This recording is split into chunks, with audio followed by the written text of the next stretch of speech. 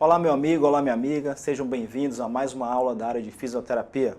E hoje iremos abordar sobre os tipos de movimento e exercícios terapêuticos, assuntos interrelacionados. Extremamente importante, pois basicamente abrange todas as áreas da fisioterapia. Nesta aula, iremos falar sobre os conceitos dos tipos de movimento e exercício, as características gerais destes movimentos e a aplicabilidade desses exercícios no dia a dia do fisioterapeuta. Começaremos analisando um enunciado. À medida que o músculo se torna mais forte, após certo período de tempo, podem ocorrer mudanças adaptativas por meio de exercícios terapêuticos. Um enunciado simples, mas que abrange o conceito, mostrando a importância desse tópico a ser discutido aqui. Em relação aos conceitos, existe um movimento passivo. É aquele que é realizado por uma força externa. No caso, basicamente por um fisioterapeuta num paciente que não consegue se movimentar sozinho. Diferente do movimento ativo, que é caracterizado pelo movimento realizado pelo próprio indivíduo, que pode ser de dois tipos, com assistência, sendo chamado de movimento ativo assistido, e sem assistência, sendo chamado de movimento ativo livre e movimento ativo resistido. A diferença desses dois é que o movimento ativo livre está basicamente relacionado à nossa movimentação do dia a dia, sem nenhuma carga. E o movimento ativo resistido é aquele que está relacionado ao uso de carga visando aumentar a força muscular. O músculo, quando realizado determinada conduta pelo fisioterapeuta, num movimento passivo, a grande característica é que ele não vai perder o seu trofismo, vai ter uma prevenção à hipotrofia. Esse movimento passivo mantém a mobilidade da articulação e do tecido conjuntivo, ou seja, mesmo pacientes acamados, restritos ao leito e pacientes comatosos, não contactantes, podem usufruir do movimento passivo durante a reabilitação. Minimiza a formação de contraturas, pois irá evitar o encurtamento desse músculo, mesmo com o movimento sendo feito de forma passiva pelo fisioterapeuta. Mantém a elasticidade mecânica do músculo. Relembrando o conceito de elasticidade, o músculo tem a capacidade de voltar ao seu tamanho original, cessado o estímulo. Auxilia a circulação e a dinâmica vascular. Iremos chamar a atenção mais à frente que não de forma semelhante ao movimento ativo, mas contribui para que não tenha uma estase do sangue e toda a circulação, tanto sanguínea quanto linfática, esteja adequada no nosso organismo. Além disso, o movimento passivo favorece o movimento do líquido sinovial dentro da articulação, nutrindo a cartilagem, localizada entre as superfícies articulares, e permitindo a difusão de materiais dentro desta articulação. Auxilia no processo de cicatrização após lesão ou cirurgia, esta movimentação passiva feita pelo fisioterapeuta, e ajuda a manter a percepção dos movimentos, já que haverá um toque, um estímulo dos receptores sensoriais na pele do paciente durante a realização da conduta pelo fisioterapeuta. Já o movimento ativo otimiza o desempenho muscular, porque lembremos que é realizado se com assistência, com a participação do paciente, ou sem assistência, de forma livre ou resistida. Aumenta a densidade óssea, porque começará a ter uma descarga de peso, e descarga de peso contribui para o fortalecimento do tecido ósseo, e possui a capacidade de reparar e regenerar tecidos moles lesados, devido a esse impacto que ocorre na remodelação desse tecido, por justamente ser uma movimentação com participação do indivíduo.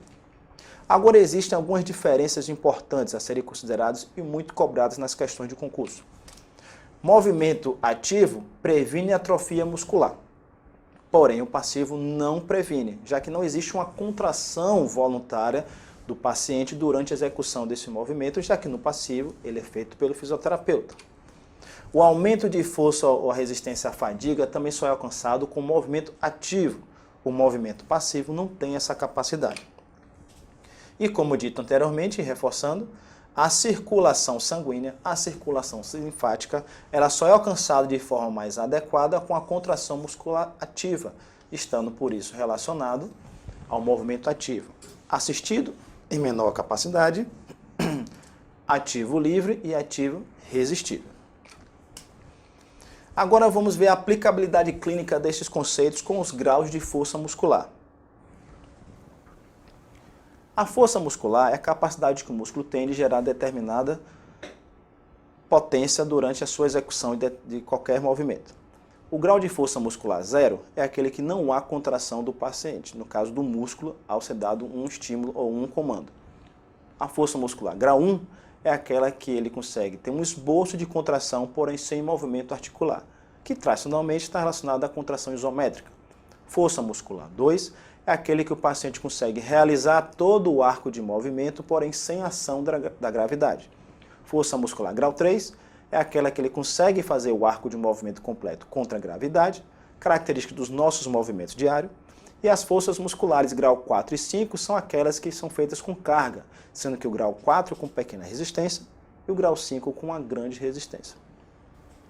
Associando então o conceito de força muscular com os tipos de movimento e exercícios, observamos que se um paciente tem grau 0, aonde ele não tem capacidade de contrair o seu músculo de forma voluntária, sozinho, de forma espontânea, o movimento a ser realizado, o exercício a ser realizado pelo fisioterapeuta será um exercício passivo. Já no paciente com grau de força muscular 1, caracterizado por uma contração isométrica, que ele não consegue realizar também um movimento articular, o paciente começa com a mobilização passiva, evoluindo durante a sua condição clínica para um movimento ativo assistido, com assistência do fisioterapeuta. Já no grau 2, ele consegue realizar o movimento contra a movimentação que é realizada, porém com assistência desse fisioterapeuta.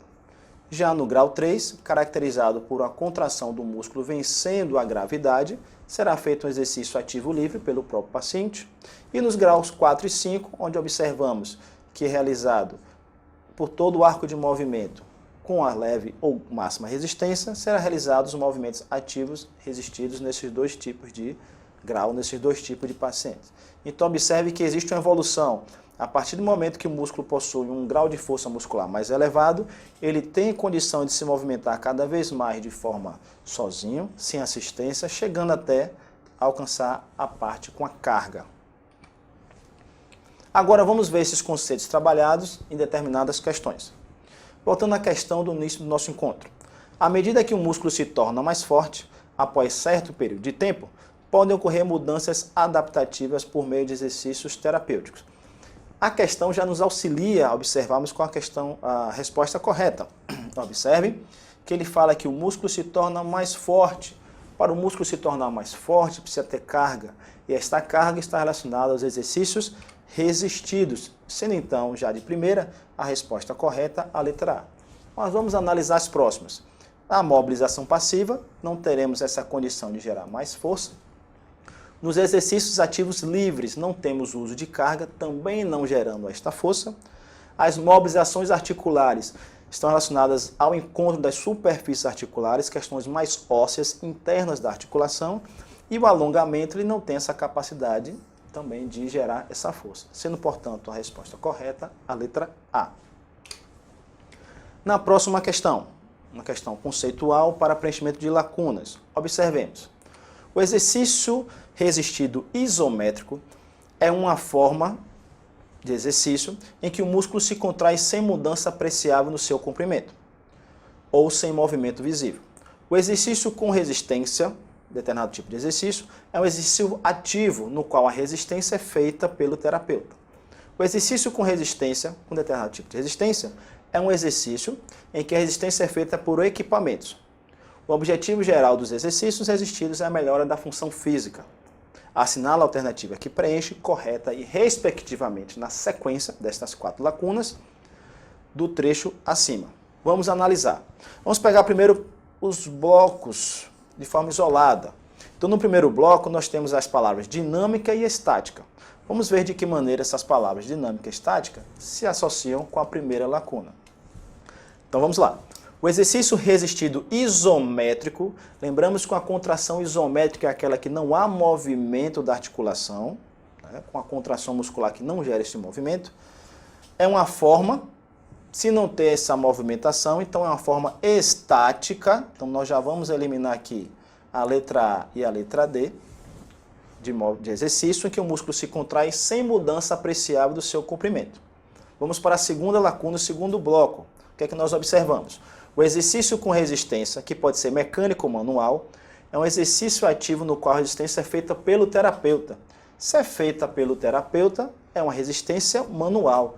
Diante disso, já eliminamos a letra B e já eliminamos a letra E. Mas vamos observar as outras lacunas. O exercício com resistência mecânica, já que observamos que a resposta aqui é a letra C, é um exercício ativo em que a resistência é feita por equipamentos. Então, quem faz a resistência mecânica é o equipamento. Diante disso, a letra C marcada, a letra correta é a letra C. Vamos analisar outra questão. São condutas que buscam minimizar os efeitos diretos da imobilização sobre a função do idoso. Então, o que é que minimiza essa imobilização, né? Esses efeitos deletérios? Recuperação da resistência muscular, diz a letra A, com movimentação passiva, alongamentos e posicionamentos. Recuperação da resistência não pode ser alcançado com a movimentação passiva. Então, essa questão, essa letra, ela está errada. Diminuição da restrição articular. Exercícios de equilíbrio, exercícios ativos resistidos. Bom, se a prevenção é da restrição articular, não são exercícios ativos resistidos, ou seja, com carga, que terão esta função. Sendo essa letra B também falsa. Combate à perda de flexibilidade dos tecidos musculares e periarticulares, com FNP, facilitação neuromuscular proprioceptiva, movimentação passiva e alongamentos. Então, o que é que ele diz? Combate a perda da flexibilidade dos tecidos musculares e aqueles adjacentes com determinada conduta que estimula o fuso neuromuscular, com movimentação passiva feita pelo terapeuta e alongamentos.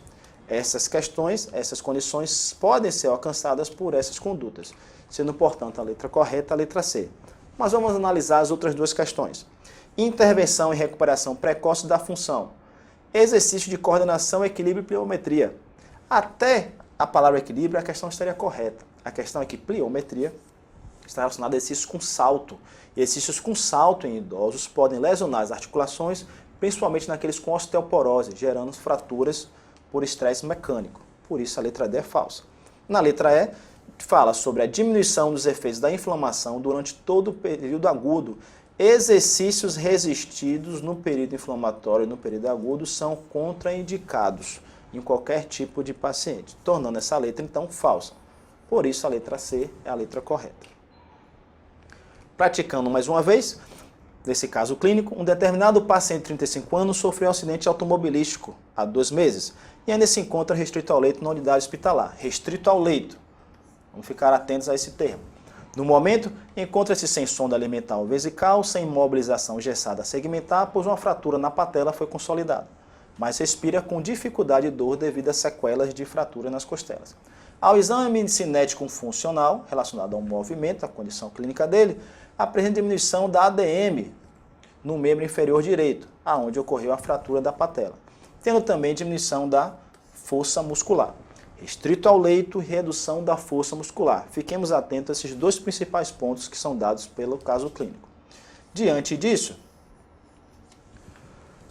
o que é que a questão aborda? No estágio atual do paciente, visando a iniciar a recuperação da força muscular, o fisioterapeuta hospitalar que atua em processo de reabilitação motora, relacionado ao sistema musculoesquelético, deve iniciar a cinesioterapia, o movimento, o exercício terapêutico pela seguinte técnica. Vamos analisar as questões. Se ele está restrito ao leito, diminuição da força muscular e o objetivo é iniciar a recuperação, ele não tem como fazer um exercício terapêutico ativo resistido. Então, onde eu tiver aqui resistido, eu já vou eliminar essas condições, porque ele não vai colocar carga. Vamos analisar as demais. O exercício também não vai poder ser ativo, livre, já que ele está iniciando a terapêutica com força muscular diminuída e restrito ao leito. Porém, podemos pensar, mas ele pode ser um exercício ativo assistido, mas ele está iniciando a sua abordagem e a força muscular está reduzida. Diante disso, a letra correta a ser marcada é a letra D, onde o exercício terapêutico passivo será realizado neste paciente que está restrito ao leito, com força muscular diminuída e iniciando a sua recuperação com o fisioterapeuta. Espero que tenham gostado deste encontro, onde abordamos sobre os tipos de movimentos e exercícios terapêuticos. Espero vê-los em breve no nosso próximo encontro. Um grande abraço.